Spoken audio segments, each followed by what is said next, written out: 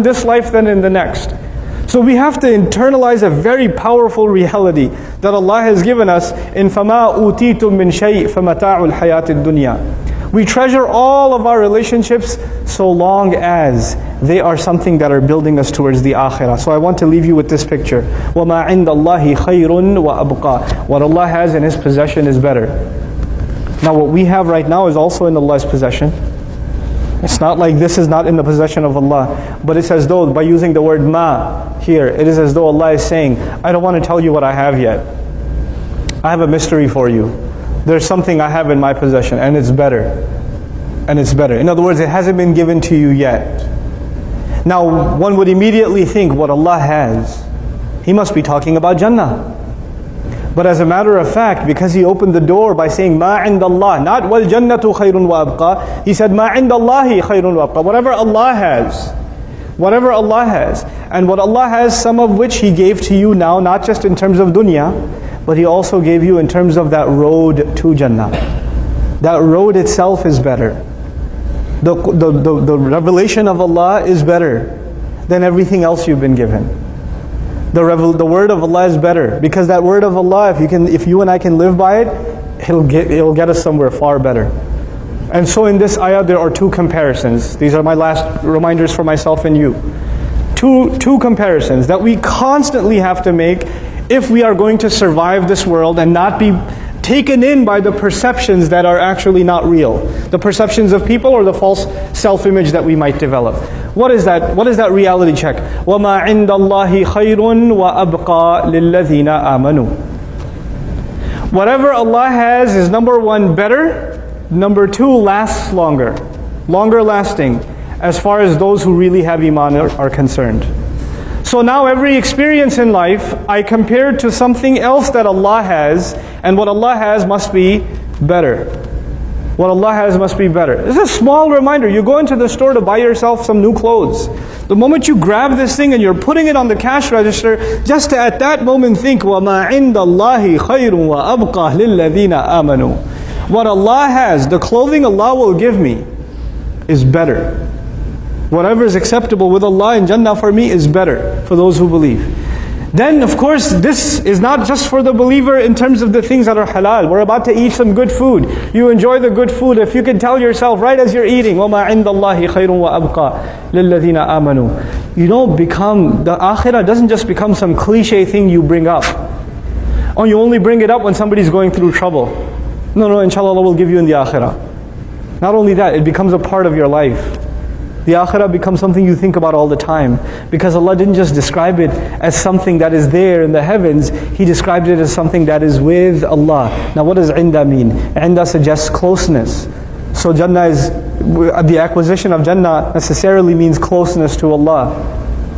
So what Allah is offering is in this ayah also closeness to Him. وَعَلَىٰ رَبِّهِمْ يَتَوَكَّلُونَ. They place their trust in Allah.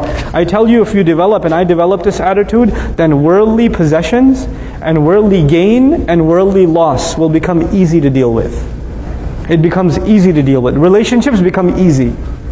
Because if you realize this, what Allah has is better, then the next time you get into a quarrel, some kind of tension between you and a friend, you and a family member, your pride gets in the way of fixing those tensions. But when you realize what Allah has is better, and this world is going to go before I know it.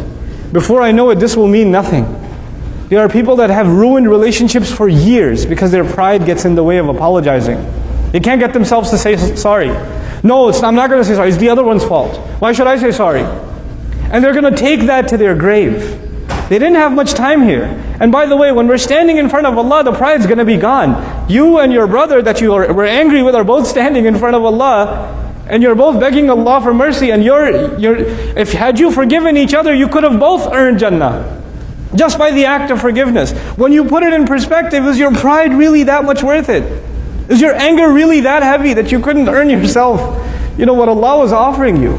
Things, when they're put in this perspective, life becomes easy to deal with. You know how we learned the expression, كَبِّرْهَا تَكْبُرْ صَغِّرْهَا تَصْغُرْ? Make something big, it becomes a big deal. Make something small, it becomes a small thing. Well, you know what? This ayah is about making akhirah big and making dunya small. That's all it's about. We're going to go through life, we're going to have careers, we're going to have educational accomplishments, we're going to have challenges. All of those things are going to be there. But you know what? These are all temporary. These are all temporary. One day will come and there will be a congregation and they're going to make salah and they're going to make an announcement that there's a janazah and it's going to be mine and it's going to be yours. It's going to happen. And people are going to pray over us and then we're going to be gone. And it's sooner rather than later. Quite a bit of our life has already passed us by. So it's not like we're getting further away from that day. We're only getting closer. So the sooner we internalize that what Allah has is better, because we're heading towards it anyway, we're just doing ourselves a favor. If we can just learn to utilize our time the right way. And like I said, we make 10-year plans and 15-year plans and we don't think about the akhirah. Then how do you think about the akhirah? How do you practically plan for the akhirah? You don't make a 10-year plan. You don't make a 15-year plan for the akhirah. You make a daily plan. It's not about making long-term goals. It's about how did you spend today? What are you going to do afterwards? How are you going to spend tomorrow? When are you going to wake up? What are you going to do with your free time? When are you going to erase those useless games off your phone? When are you going to stop watching so much TV? When are you going to stop? When are you going to stop wasting time, just chatting away or trolling? When are you going to stop? When are you going to hold yourself to a higher standard if not today?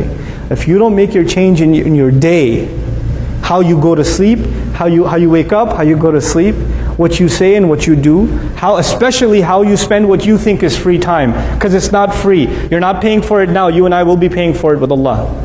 We will be paying for it. There is a price. We may not realize we're going to be paying for it, but it's on record. You know how people feel relaxed when they're off the clock? When they punch out of the office? Well, we're constantly on the clock with these angels. They don't take a break. And when they do, they put the other alternatives on shift. So that plan has to be made for our day. Our day. And inshallah ta'ala, Friday is a great day to start new habits. Friday is a